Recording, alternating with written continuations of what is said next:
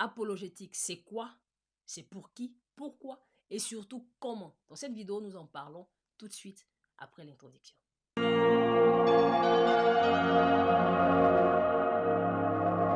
Bonjour et bienvenue sur cette chaîne, je suis Rachel.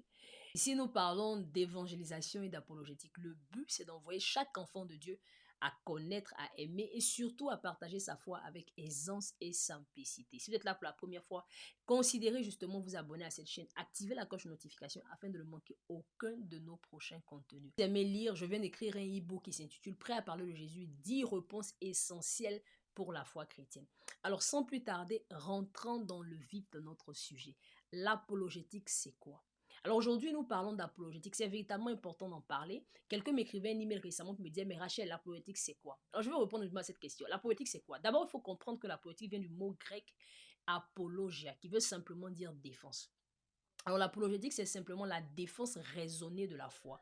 L'apologétique, simplement, c'est défendre notre foi contre les multitudes de questions et les multitudes de préoccupations qui s'irrigent justement contre l'évangile. Et nous devons le faire de façon raisonnée. C'est également l'éloge de notre foi.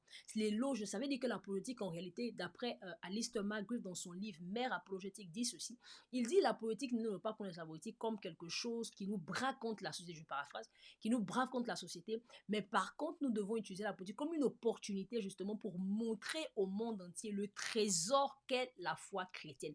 Et évidemment, c'est cela que la politique fait. Et c'est cela que véritablement est la politique. Cela est basé sur l'exhortation de Pierre qui, dans 1 Pierre 3, le verset 15, qui dit ceci. Sanctifiez Christ dans vos cœurs et soyez toujours prêts à répondre à quiconque vous demande la raison de votre espérance. Alors la deuxième chose que nous voulons voir maintenant, c'est pourquoi c'est important. Pourquoi? Nous avons vu le quoi, nous voulons voir maintenant pourquoi. Alors la première chose pour laquelle la politique est importante, j'en ai relevé trois.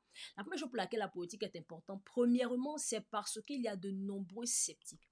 Il y a de nombreux sceptiques qui nient, qui doutent de l'existence de Dieu, qui refusent l'existence de Dieu et qui également qui ne croient pas dans la parole de Dieu, dans la Bible tout simplement.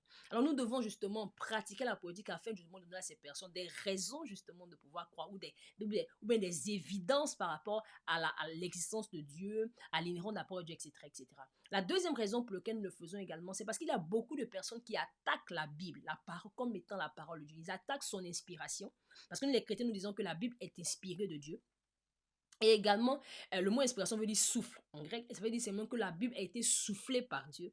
Et nous croyons ça. Mais il y a des gens qui nient cela, qui nient l'inspiration et l'inhérence. C'est-à-dire que nous croyons que la Bible n'a pas d'erreur, que la Bible est parfaitement parfaite. Elle a été écrite par les hommes, mais inspirée par le Saint-Esprit, soufflée par le Saint-Esprit. Il y a des personnes qui le nient. Et nous, on fait la politique justement pour pouvoir justement montrer à ces personnes la véracité de la parole de Dieu, leur montrer que la Bible est réellement la parole de Dieu. Nous devons le faire au travers de la Bible, mais également en dehors de la Bible également. C'est véritablement important. Et la troisième raison pour laquelle nous faisons de la politique, c'est parce qu'il y a beaucoup d'enseignants qui font la promotion de fausses doctrines. Des doctrines qui s'éloignent, qui se disent peut-être chrétiens, mais qui s'éloignent justement des choses fondamentales même de la foi chrétienne. C'est la raison pour laquelle nous devons faire la politique. Rappelez-vous de ce que Paul a dit à son fils Tite dans Tite 1, le verset 9. Il dit ceci. Il dit, il faut que tu étudies, il faut que tu sois prêt justement à reprendre les gens et à faire quoi? À réfuter tous les contradicteurs. C'est véritablement important. Nous faisons la politique justement pour redresser, pour minimiser ou réduire les erreurs ou les hérésies qui se propagent justement dans la foi chrétienne. Voilà les raisons pour lesquelles nous devons faire de l'apologétique. Maintenant, la question, c'est de savoir qui doit faire l'apologétique. Alors, la question qui doit faire l'apologétique, nous répondons tout enfant de Dieu, tout chrétien devrait faire de l'apologétique. Est-ce que cela veut dire que tout chrétien doit être un expert en apologétique? Non, pas du tout. Mais nous devons être capables de défendre ou de dire ce que nous croyons, de dire pourquoi nous le croyons et d'être capables de défendre notre foi contre les mensonges et les attaques qui lui sont lancées. C'est véritablement important. Vous savez, quand Pierre écrit et dans son épître qu'il dit que sanctifier le Christ et soyez toujours prêts à répondre. Il ne s'adressait pas à des pasteurs, il s'adressait à l'église. C'est ça tout le monde. Ça veut dire que ça nous concerne tous. En tant qu'enfants de Dieu, nous devons être capables de pouvoir articuler pourquoi nous croyons, de pouvoir articuler justement en quoi nous croyons et de pouvoir défendre ce pourquoi nous croyons contre tous les mensonges qui sont justement, qui prolifèrent autour de cette foi-là. C'est véritablement important. Ça ne veut pas dire que nous devons être des experts, mais vous savez, parce que la politique, il y a beaucoup, justement, je vais dire, de sortes de fonctions de la politique. Et également des spécialités, entre guillemets, dans la politique.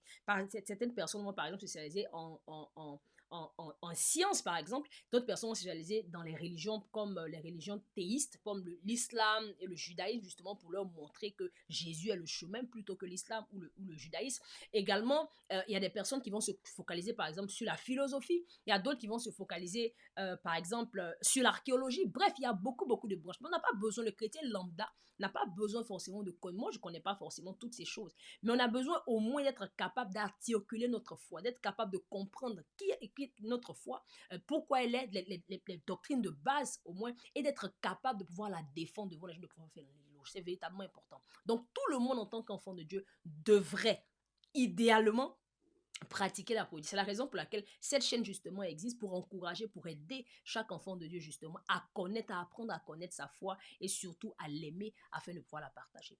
Alors la troisième ou la quatrième chose pour laquelle nous voulons faire, sur laquelle je veux m'attarder un peu plus, c'est le comment. Comment est-ce que nous devons faire de l'apologétique? Comment?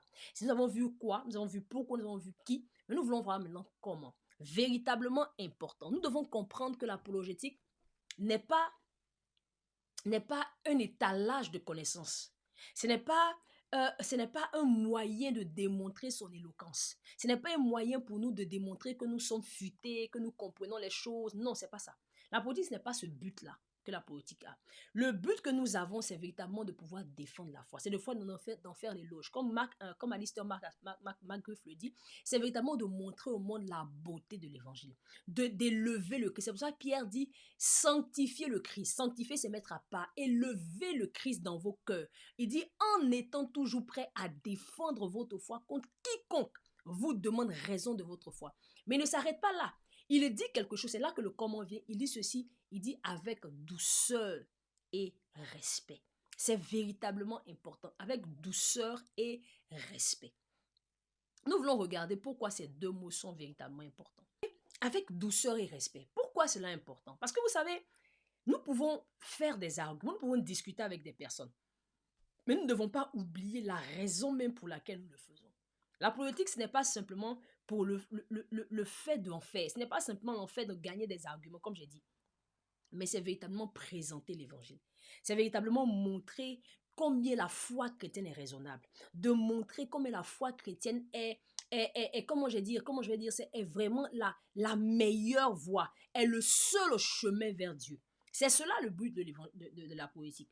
Et quand nous le faisons, nous devons être conscients que les gens que nous avons en face de nous ne sont pas des adversaires. Nous ne sommes pas sur un ring où nous devons mettre au chaos. Non.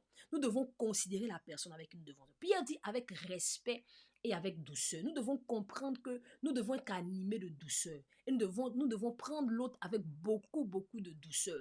Parce que vous savez, vous pouvez discuter la personne. La personne peut repartir de cette en étant bouche bée. Parce que nous l'aurons tellement démontré par A plus B qu'en réalité, ce qu'il disait, c'était entre guillemets, n'importe quoi, ou que c'est ce à quoi il croyait, son système de pensée, mais son système de croyance, n'était pas forcément le bon. C'est vrai.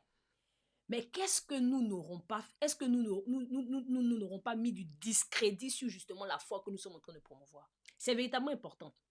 Parce que Jésus a dit que le scandale va arriver, mais malheur à celui par qui le scandale arrive. Ça veut dire quoi? Ça veut dire qu'en réalité, si nous sommes justement une occasion de chute, qu'à cause de nous, l'évangile est discrédité, si à cause de nous, quelqu'un décide que moi, cette histoire d'évangile, je ne suis pas intéressé, si nous sommes en train de faire quoi? D'être un objet de scandale. Nous sommes en train d'être une occasion de chute pour cette personne-là. C'est pourquoi nous devons faire très, très, très attention. Le respect et justement la douceur. Nous ne cherchons pas à gagner des arguments, nous cherchons à présenter l'évangile. Nous cherchons justement à démontrer combien de fois notre Seigneur est vrai, combien de fois la Bible est vraie et combien de fois notre Dieu est bon. Nous essayons de démontrer l'amour de Dieu.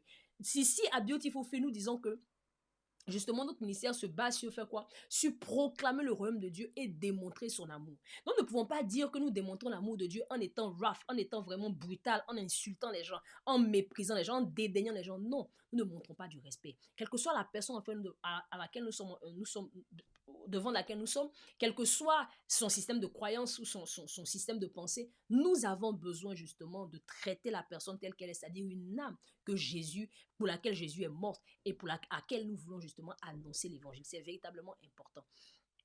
Paul, nous avons, il y a beaucoup, beaucoup, beaucoup de versets dans la Bible qui le disent, notamment, comme nous l'avons vu, 1 Pierre 3, 15, également Tite 1, verset 1 à 12. Il dit, rappelle-leur d'être soumis, d'être pacifique, de ne médire de personne, d'être pacifique, d'être modéré, plein de douceur envers tous les hommes. C'est la Bible qui nous le dit. Dans une vidéo qu'on a fait récemment, nous parlons justement du caractère de l'évangile, nous parlons de ces choses-là. Et vous pouvez le regarder justement dans la barre de description, le lien sera de la vidéo sera là. Vous pouvez également aller dans cette vidéo pour justement regarder encore de quoi il est question quand on parle de caractère. C'est véritablement important. Nous ne devons pas faire la l'apologétique comme nous partons en guerre. Non, non, non, non, nous partons pas en guerre comme des personnes, nous partons en guerre comme des esprits. Nous partons en guerre justement contre des esprits justement qui veulent s'élever contre la connaissance. Il dit tout ce qui s'élève contre la connaissance, nous devons faire quoi? Nous devons la rabaisser. C'est véritablement important. Mais ce n'est pas de le faire avec dédain, avec mépris, avec manque de respect. Non, c'est de le faire avec amour et de savoir que Jésus-Christ que nous promouvons, Jésus que nous prêchons, était un Dieu d'amour. Même quand il était en désaccord, il n'a jamais justement manqué de respect à qui que ce soit. Il le faisait avec douceur et avec amour. C'est véritablement important. Et la Bible nous dit que notre douceur soit connue de tous. Que notre douceur soit connue. C'est véritablement important. Donc, en tant qu'apologète, nous avons besoin de cultiver cela. Nous devons comprendre que c'est véritablement important pour nous de cultiver cet esprit de douceur. Même si nous connaissons. Quand nous allons nous trouver, par exemple, en face d'un musulman, nous devons avoir de la douceur. Nous ne devons pas commencer à lui dire, oh, toi là même. Non. Quand nous sommes en face d'un athée, nous devons savoir également. Même si la personne devant nous nous porte préjudice, même si la personne devant nous nous traite de tous les noms, même si la personne nous rit à la figure, même si la personne fait nous devons garder justement cette compréhension de savoir que nous ne sommes pas en train de lutter contre la chair, nous sommes en train de lutter contre le sang, nous sommes en train de lutter justement contre des esprits. Et nous devons également comprendre dans cette même partie de comment qu'en réalité la politique ne convertit personne. Des discussions ne convertissent personne. La seule personne qui convertit, c'est le Saint-Esprit. Jésus a dit que si vous êtes venus à moi parce que vous avez été attirés à moi. Personne ne vient à moi sans que je t'ai attiré. Donc ce n'est pas nous justement qui convertissons. Nous ne cherchons pas à convaincre les gens. Nous ne cherchons pas à justement les persuader de choses. Oui, il y a sa place. Il y a la place de la personne. Il y a la place de vouloir convaincre quelqu'un de ce que nous sommes en train de dire. Mais nous devons comprendre que ultimement, c'est l'œuvre de Dieu que nous sommes en train de faire. Et que c'est Dieu justement qui a le dernier mot, que c'est Dieu justement qui convainc. Ce que nous sommes en train de faire, c'est ce que justement Craig Cool le dit dans son livre Tactique, que je conseille notamment vivement aux gens de pouvoir lire. Il dit ceci, c'est de pouvoir mettre quoi? De pouvoir mettre comme une pierre dans les chaussures des gens, c'est-à-dire les rendre inconfortables, de sorte en fait que quand elles vont quitter cette conversation, qu'elles puissent se dire, oh, mais le monsieur ne veut pas, en fait, donner au Saint-Esprit une plateforme sur laquelle il va travailler dans le cœur de ces personnes. Voilà le but que nous faisons. Nous sommes comme des quoi? Comme des cultivateurs. Nous semons justement la graine. Ce n'est pas forcément nous qui allons la récolter. Nous semons la graine. C'est parce que nous rencontrons que nous forcément voulons le convertir. Non, non, non, non, non. Ce n'est pas notre rôle. C'est Jésus qui convertit par son Saint-Esprit. Donc nous avons besoin de laisser son travail. Faisons le nôtre, c'est-à-dire démontrons qu'il est Dieu. Montrons à ces personnes-là que notre foi est raisonnable. Montrons-leur que Jésus est Dieu. Montrons-leur que la Bible est inspirée de Dieu. Quelle est la parole de Dieu? Montrons-leur que justement l'Église est justement le véhicule par lequel Dieu a décidé de se déployer. Montrons-leur la beauté de la foi chrétienne sans le faire avec mépris, sans le faire avec dédain, en ayant conscience qu'en réalité, ce que nous sommes en train de rechercher, c'est de gagner cette personne à Christ. C'est véritablement le but. Voilà ici ce que je voulais partager avec vous dans cette vidéo qui a été plus ou moins courte, mais c'était véritablement important de savoir pourquoi, qui et surtout comment nous devons faire de la politique. J'espère véritablement qu'après cette vidéo, tu vas faire des recherches un peu plus approfondies par rapport à la politique et toi aussi, tu vas t'y engager pour la gloire de notre Dieu. N'oublie pas, justement, si tu ne l'as pas encore fait, de t'abonner à cette chaîne. Et également, si tu as aimé cette vidéo, de lui laisser un thumbs up, de lui laisser un pouce, de lui dire que tu l'aimes, nous dire que tu l'aimes. Évidemment, pour que cela puisse nous aider à pouvoir faire grandir la chaîne. Que le Seigneur te bénisse et on se dit à très bientôt.